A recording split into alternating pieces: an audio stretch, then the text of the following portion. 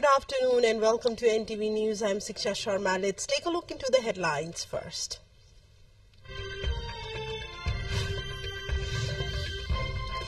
Final day of the Chhath festival observed. 4-day-long festivities culminate offering worship to the rising sun.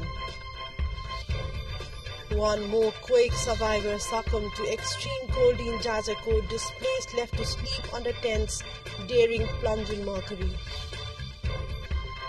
Nepali embassy in Israel says Bipin Joshi taken hostage in Gaza by Hamas militants following October 7 attacks. Israel claims foreign hostages held at Al-Shifa hospital. And Scotland qualifies for Euro 2024 in Germany despite 3 goals draw to Norway.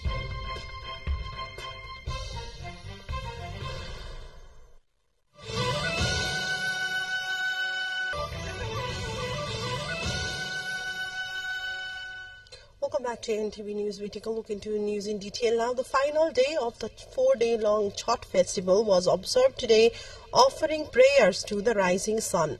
The Chhath festival, observed as a common cultural symbol of the Tarai, is celebrated as per religious tradition.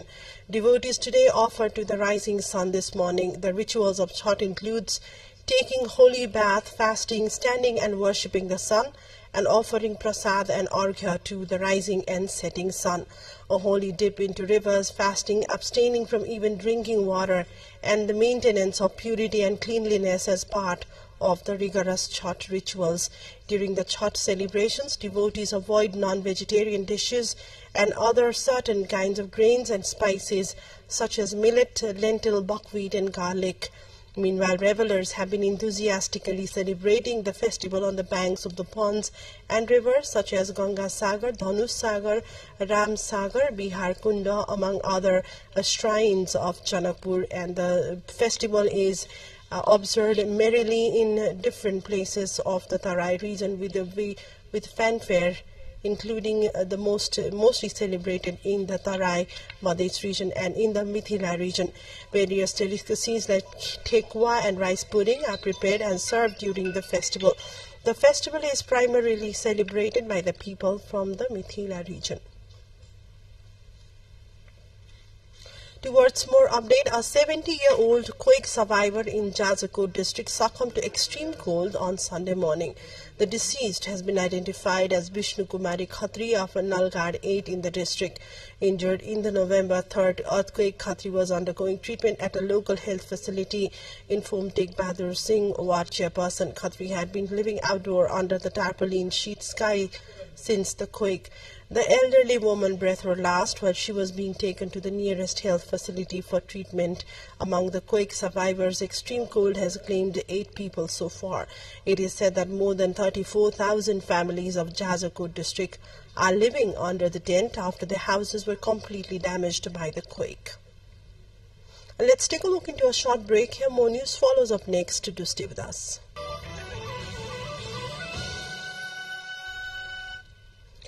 Welcome back to NTV News. We take a look into further developments. Hearing on writ petitions filed against government's ban on TikTok is scheduled for today. A total of 10 writ petitions have been filed at the Supreme Court against Nepal government's decision to ban a video sharing app TikTok. The Council of Ministers meeting on November 13 had decided to ban the platform. The petitioners demand a re-signing of the decision, and the hearing on the writ petition is scheduled for today. The ban was enforced due to social harmony disturbances, public decency cases, and lack of cooperation from TikTok in crime minimization and prosecution, what the government says. Almost all internet service providers in Nepal have stopped running TikTok since the decision. 23 local governments have not yet submitted the details of the budget they presented for the current fiscal year to the Ministry of Federal Affairs and General Administration. The local levels are required to update the details of yearly budget to the central portal after it is endorsed by rural and municipal assemblies. When the Local Government Operation Act 2074 mandates the local government to endorse the budget by mid-July.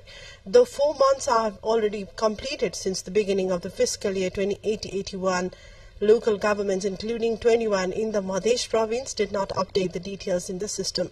According to the ministry, it has already asked those local levels many times for the detailed submission, but the full updates are still awaited. Let's take a look into a short break here. More news follows up on the other side. To stay with us.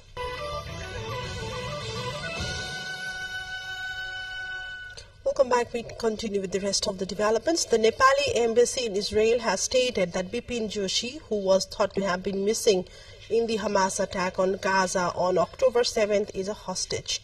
The embassy issued a statement on this on November 19. The embassy referred to a statement by the Israeli Defense Force (IDF) that the hostages taken by Hamas also include Nepali national Bipin Joshi, among other foreign nationals.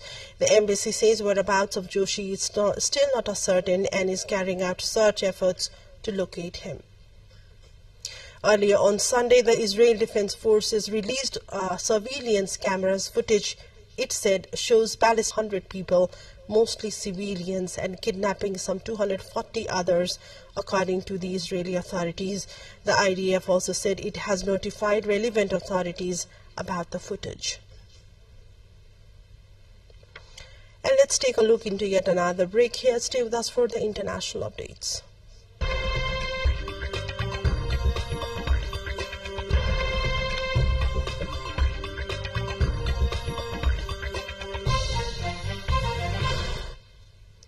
The Chinese Society of Astronautics Saturday launched the Lunar Base 2050 program in Beijing to solicit opinions and plans from teenagers around the world on applying subversive concepts and technologies to the construction of a permanent research base on the lunar surface. The program will select the Sverdrup Henson crater at the south pole of the moon as the site for building the lunar base and seek innovative architecture designs of the base to provide safe, efficient, and comfortable living space for astronauts to work and live in extreme environments.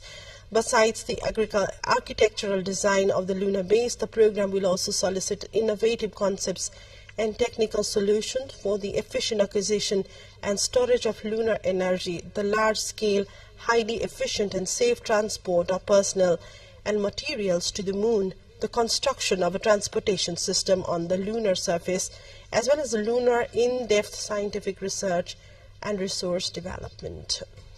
Time now for sports update.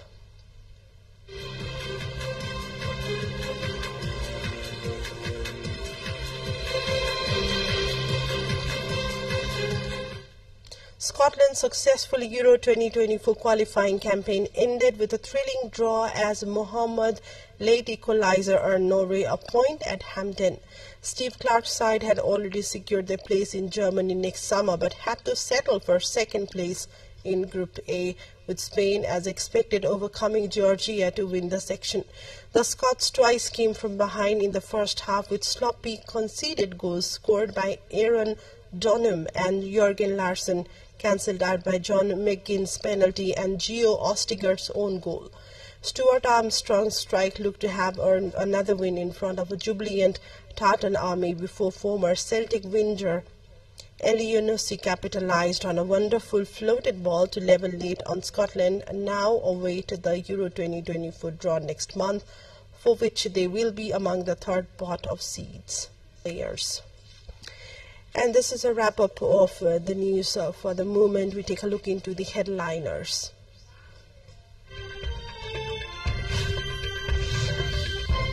Final day of the Chhath festival observed. 4-day-long festivities culminate offering worship to the rising sun. One more quake survivor succumbed to extreme cold in Jazakot, displaced left to sleep under tents daring plunging mercury. Nepali embassy in Israel says Bipin Joshi taken hostage in Gaza by Hamas militants following October 7 attack. Israel claims foreign hostages held at Al-Shifa hospital. And Scotland qualifies for Euro 2024 to be held in Germany despite 3 goals draw to Norway.